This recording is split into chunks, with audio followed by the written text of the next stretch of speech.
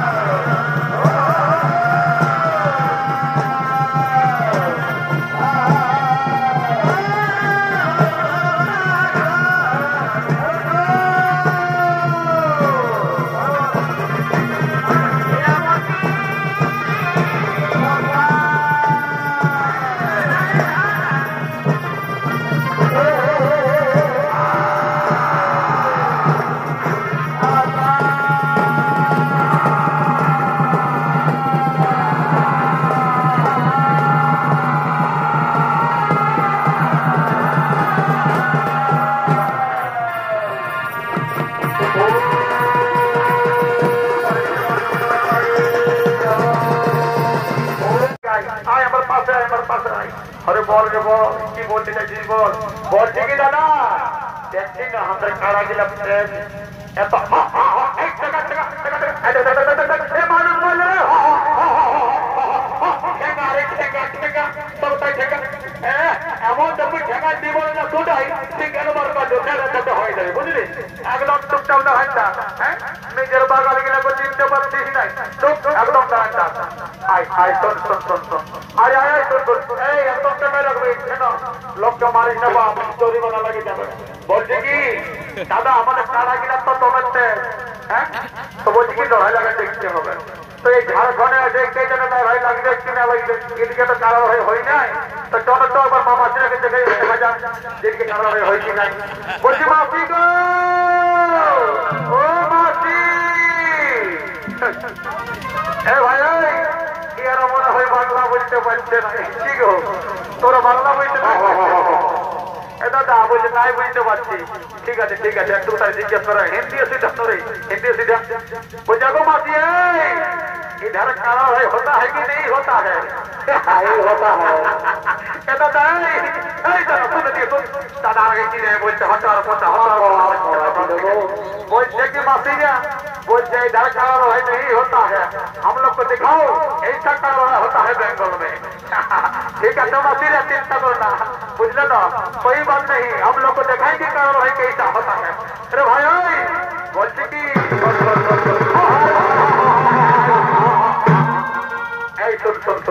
बोलते कि आपके पास खैनी है क्या पारा जाए तो खाई बाबी जाए रे बागा अरे बाबा के बुझावो बाबा के तो बुझाते ही हो गए अरे माई के बुझावो माई जन्मदाता ले जाइबो तो के अमर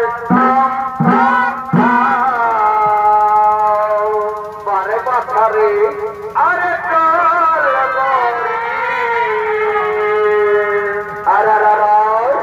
ले जाएगा